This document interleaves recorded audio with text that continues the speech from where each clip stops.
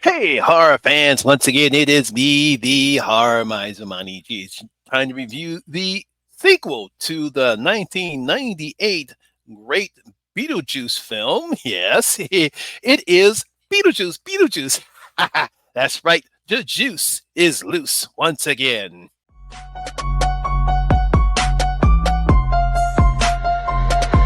Y'all ready for this?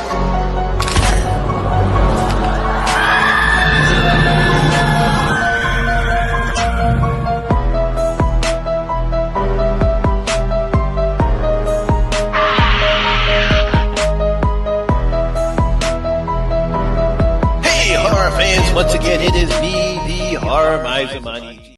Now, Beetlejuice Beetlejuice is a 2024 dark fantasy comedy horror film that was directed by Tim Burton and the screenplay written by Alfred Goff and Miles Millar. Now, the film stars Michael Keaton, Winona Ryder, Catherine O'Hara, Jenna Ortega, Monica Bellucci, and William Dafoe. Good cast here. Now, in this film, after a family tragedy, three generations of the Dietz family return to Winter River. Still haunted by Beetlejuice, Lydia's life is turned upside down when her teenage daughter, Astrid, accidentally opens the portal to the afterlife. No, no, not again. Don't say his name three times, though. Now, horror fans, one of the most unusual horror films that came out of the 90s was the 1988 dark fantasy comedy film Beetlejuice.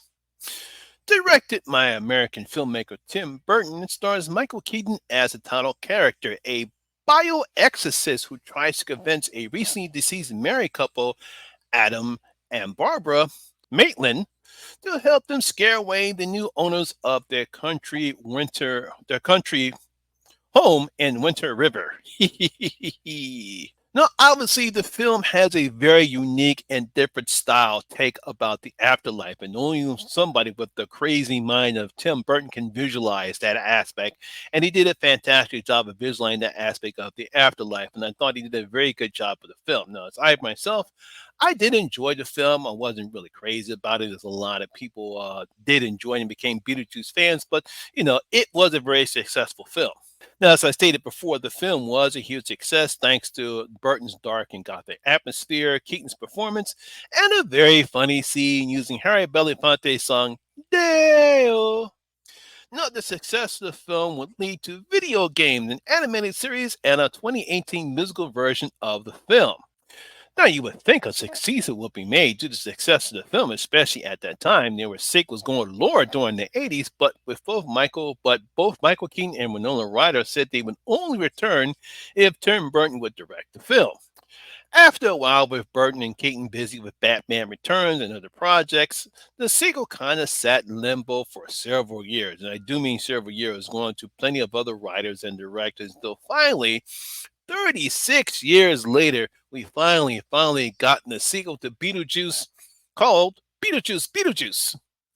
Now, taking place 36 years later, we see that Lydia Dietz is the host of a supernatural talk show called Ghost House, which is produced by her current boyfriend, Roy. While still seeing visions of Beetlejuice every now and again, she's notified by her stepmother, Delia, that her father, Charles, was killed in a plane crash and then eaten by a shark. Oh no. They, along with Lydia's estranged daughter Astrid, go back to Winter River to attend Charles' funeral. And obviously, they have been estranged because Astrid resents her mother's belief in ghosts because she doesn't believe ghosts are real. Now, it's not before long before a certain bioexorcist makes his return to claim Lydia to be his bride once again. Yeah, that's kind of what the story is about in this film. It's kind of really doesn't have a actual main story, but if you want to call that the story of the film, that's the best I can describe it. Now, as I stated earlier, and to be honest, while I did enjoy the first movie, I was never really a fan of the film. I thought the film was very good looking. Like I said, only someone with the mind of Tim Burton can make a visual interpretation of the afterlife looks like that. What we see in the film and what happens throughout the film. But like I said, I did enjoy the film, but I actually did enjoy the animated show better than I actually did the film. Now, as far as this film is concerned, it's basically the same thing that we saw in the first film. Burton's usual gothic and dark style, with dark colors mingling with some bright colors, depending upon what the scene requires. Whether it's the dark, gray and very dimly light areas of the afterlight in certain sections of the film, and certain areas where you see more bright, livid colors, depending upon what's happening in that particular film. It's whatever fits the mood of the scene. That's how it looks visually. Now, just like in the first film, there are decent set pictures that go throughout the film, and I especially like the Soul Train scene, which brought back found memories of the show. You got all the people dancing like the Soul Train dancers in this particular film. I really did enjoy that particular scene. It brought back some fond memories of Soul Train. They didn't even have someone pretending to be like Don Cornelius in the film, but I really did enjoy that scene. Now, some funny characters are back, such as the Shrunken Head Man. There's a whole bunch of them in this particular movie. I'm not spoiling anything because we've seen it mostly in the trailers, but I do miss Caseworker Juno from the first film. Now, if you're wondering, where are the Maitlands at? Hey, where's Gina Davis and Alec Baldwin? Well, their absence is explained very quickly in this particular film, and it kind of makes sense story-wise. Because obviously they could not get Gina Davis and Alec Baldwin to appear in this particular film. I guess not even for a cameo. So they decided to explain their absence in the film, which I thought was it makes sense and explained it very quickly, so we had to dwell on that one. Now, while there's no real main story for this particular film, other than Deese's return to Winter River, there are plenty of subplots that writers Alfred Goff and Miles Miller have given us here. Like I said, there's plenty of subplots going throughout the film. As the film goes on, we have more additional subplots going on other than what we see in the beginning of the film. One of the more interesting ones is a soul sucking ghost named Dolores, as we learn how she is connected to Beetlejuice when his backstory is revealed, which I kind of thought was pretty interesting because we really don't know that much about Beetlejuice's backstory. And we get a little bit about that. I actually liked the way they present Beetlejuice's backstory. I kind of it was a little bit funny. And this is how we meet Dolores' character. We no, there is still a relationship between uh, Lydia and Astrid regarding her father's different disappearances. We see, no, there are some bonding moments that they have, but they go about the relationship with her father, and of course, seeing how Delia deals with Charles's death. So we have all these different subplots going on in the film.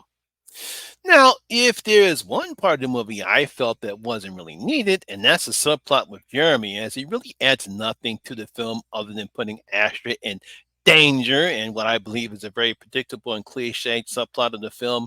Even when his true motivations are revealed, there's really nothing earth shattering about that. It's kind of typical, and I thought his role wasn't really needed. The same goes for Monica Bellucci, as she brings nothing to her role as Dolores, and I think the only reason why she's in the film because she's Tim Burton's girlfriend. I mean, it's like when we have other. I mean, unlike Bowman Carter, most of the film that she's been in when she was Tim Burton's girlfriend, she actually added something to the film. I like most of the character that she plays, and here, Monica Bellucci, she really doesn't bring anything to the role, and I don't know if it's her fault because she's an okay actress, she's a decent actress, but I think that the script that they have doesn't allow her to do anything other than to chase Beetlejuice all around and do her soul sucking scenes.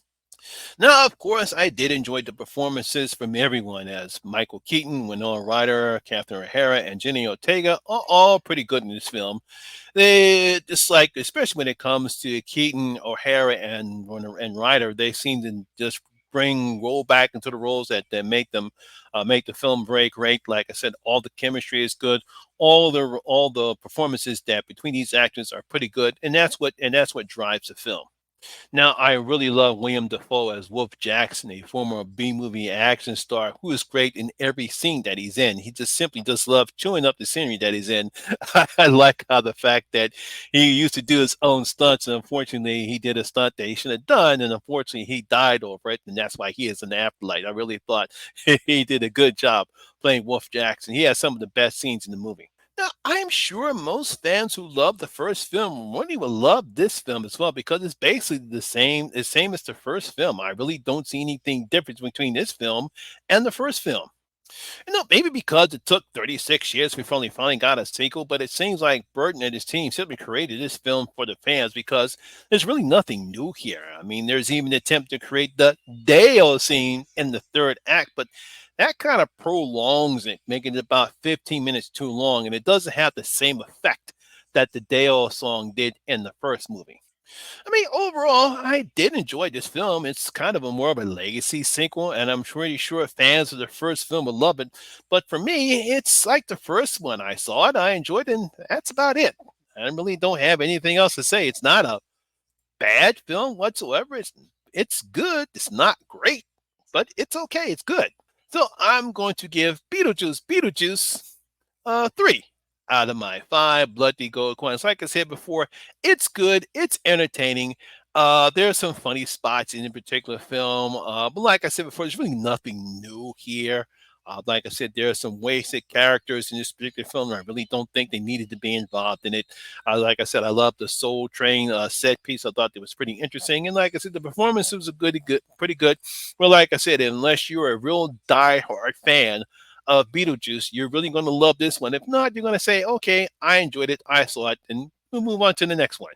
So there you have it, horror fans. That is my video and review of Beetlejuice. I hope you did enjoy it. If you did, please give me a thumbs up, like, and share. It really helps out with that that YouTube algorithm. Also, have you seen Beetlejuice? What do you thought about it? Leave your comments in the comment section below and tell me what you thought about the film. Also, if you're new here, please hit that subscriber button, ring that notification bell. That way you'll be notified anytime when I put a new video such as this one. Once again, my name is Lamont Smith, better known as the Horror Miser Money G. And always remember that horror rules. And I see you in my next video. I gotta stay safe out there.